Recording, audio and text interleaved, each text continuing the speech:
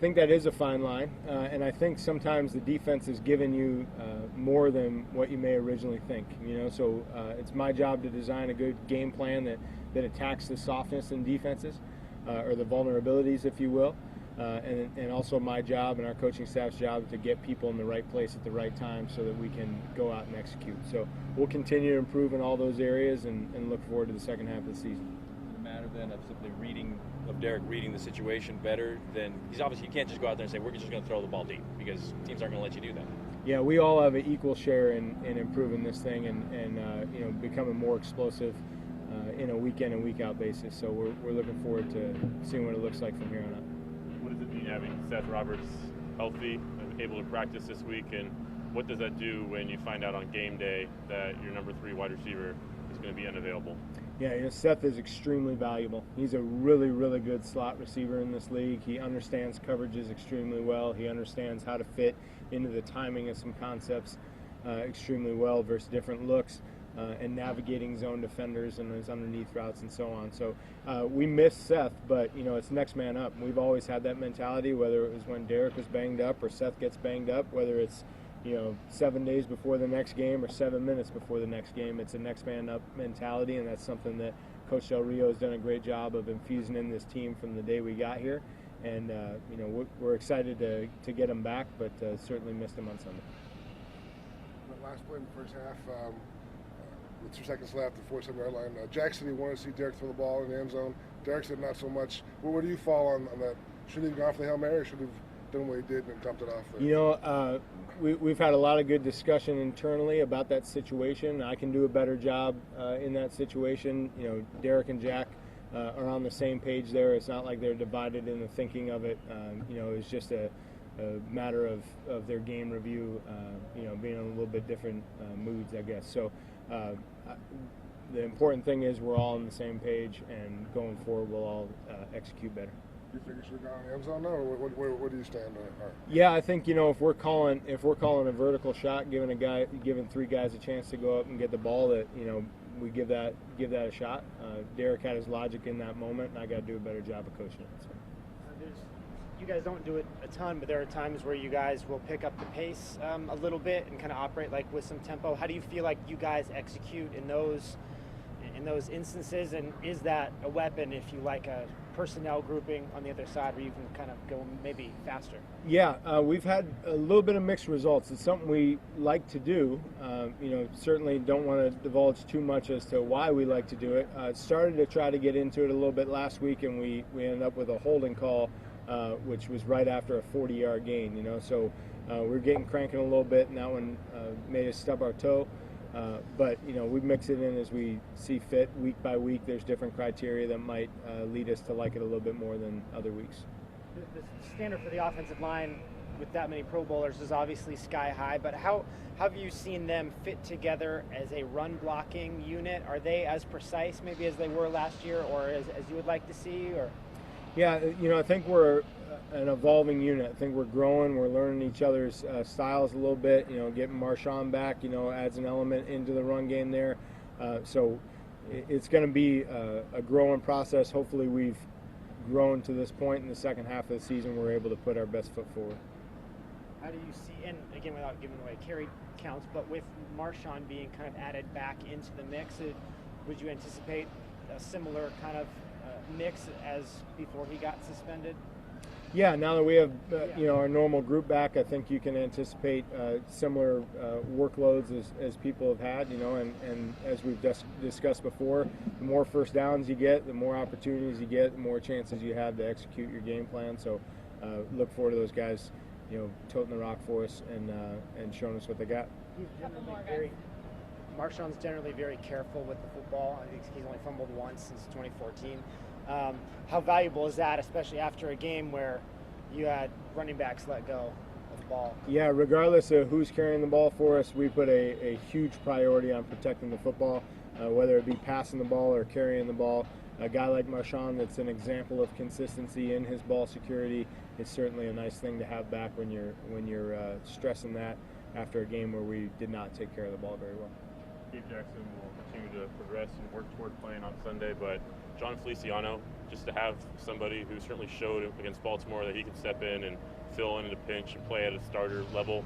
What does he bring to this team, both as an interior lineman and special teams, a fullback, his versatility?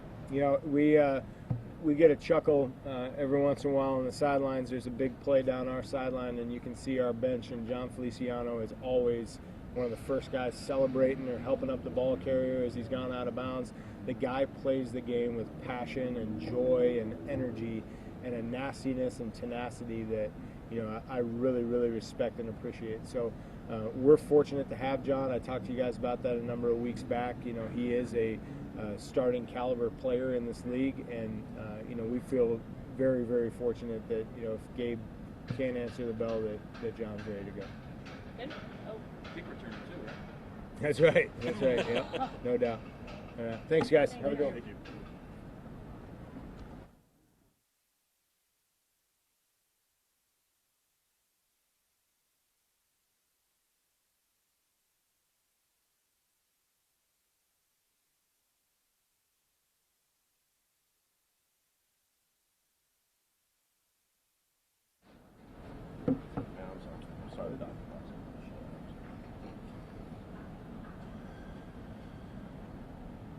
All right. I know Dolphins trading their starting running back won't really change how you guys approach things, but how do you Right. feel generally about your run defense after how McCoy played on Sunday? McCoy was good. And I think that you know, up until that point, we were pretty solid and sound, and you got to give him a lot of credit, and the offensive line a lot of credit for putting bodies on it. At the same time, we missed a tackle or two on that play. Not very happy about it, and we've certainly cleaned that up. This week, Jack said that he wanted to see the defense play a little more cut it loose. What does that mean?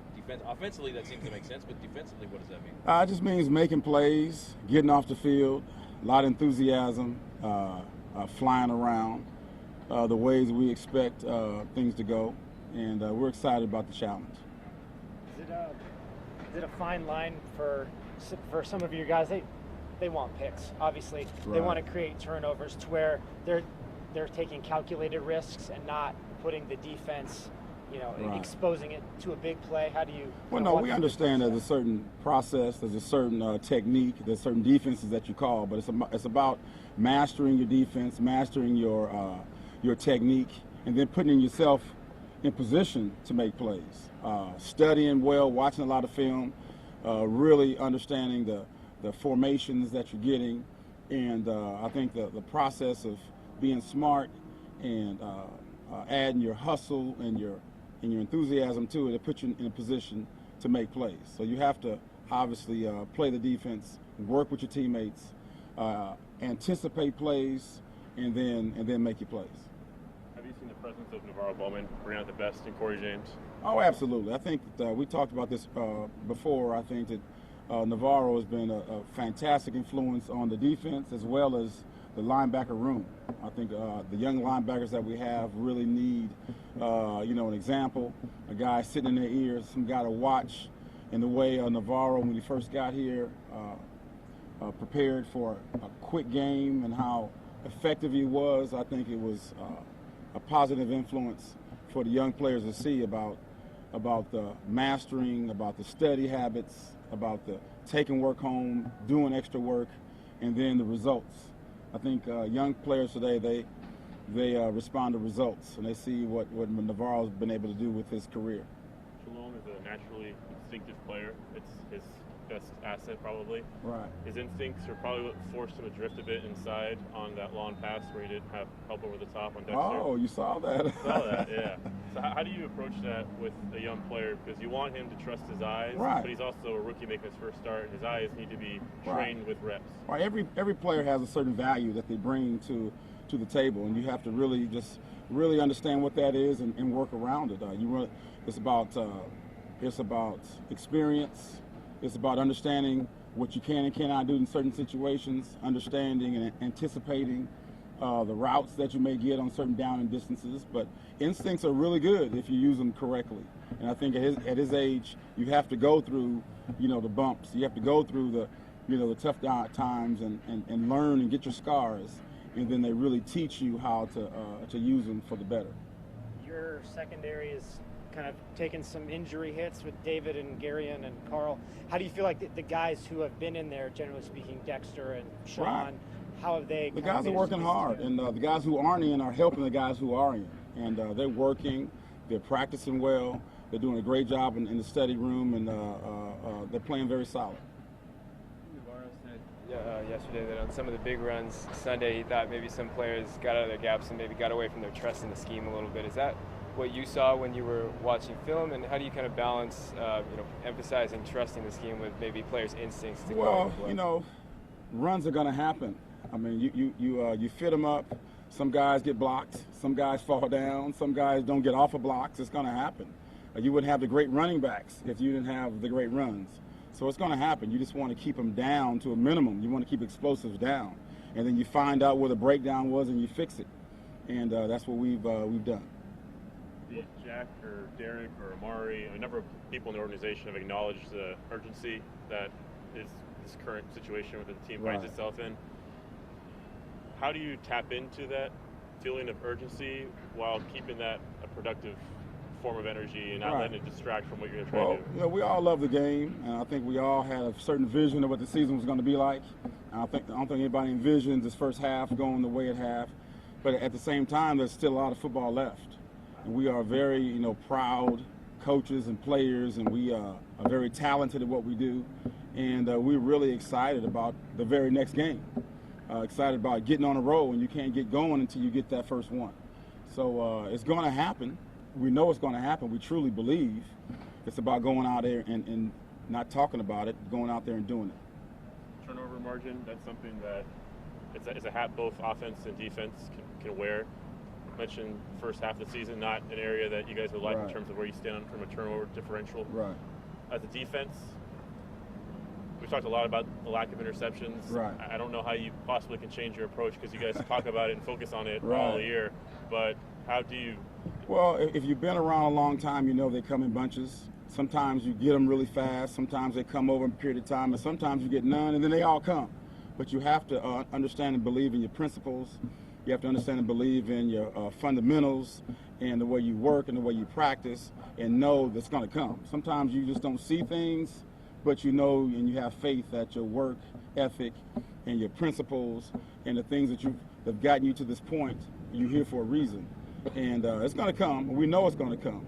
It's just about working, keeping the belief, and knowing that we know what's out there. It's just a matter of when. We'd like to see it sooner, but we aren't in charge of when it comes. But we're ready to roll. Is the guy who gets the first interception going to give him a steak dinner or something? I don't know what he's going to get, but we're all going to be pretty happy.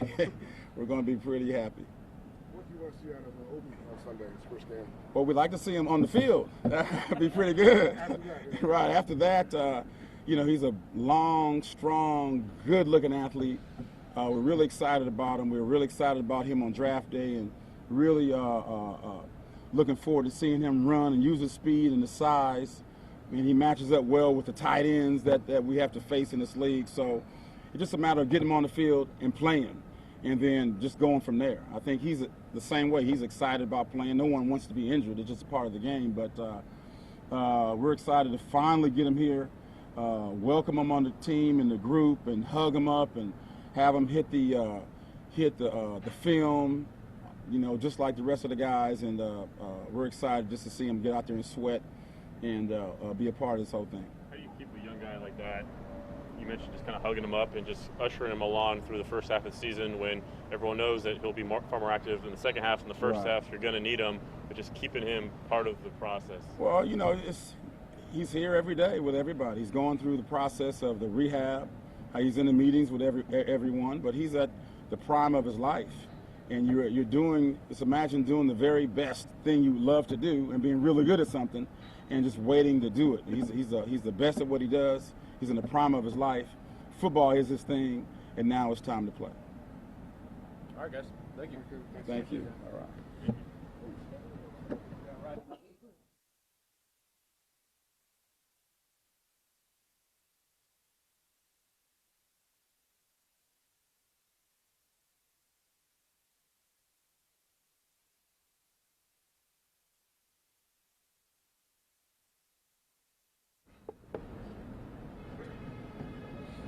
right, guys. Questions for Rodney?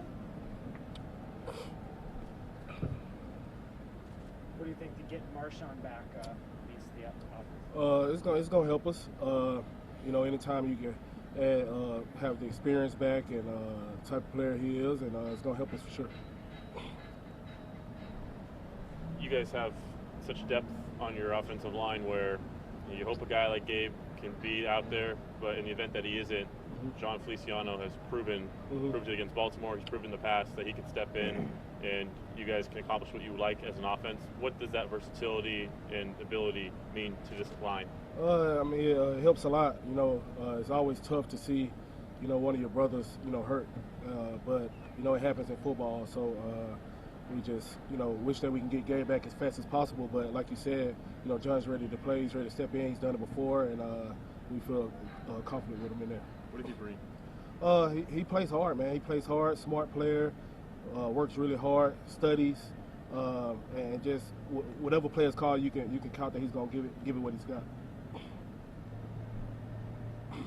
When you look at the run blocking thus far, and obviously so many Pro Bowlers, the expectations are sky high that everything is going to be perfect. How have you seen those run fits? Are you guys as precise as you would like to be?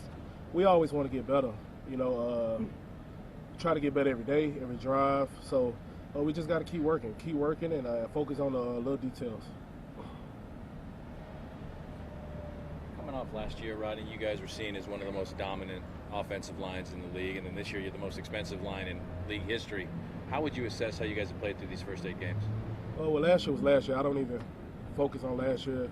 I can't even remember half of the stuff that happened. So we just focus on today and trying to get better and taking it play at a time. How would you assess how you guys played this one? We always can do better. We always can do better. Last year we were saying the same thing. Hey, we could do better next game. So that's always going to be the case. Nobody feels like I've never played a perfect game, and I know my teammates never feel like they play a perfect game. So until that happens, which probably will never happen, you just want to try to get better. Dominic, what stands out about him? He's a good player. Good player, been making plays for a long time. Plays hard, plays well.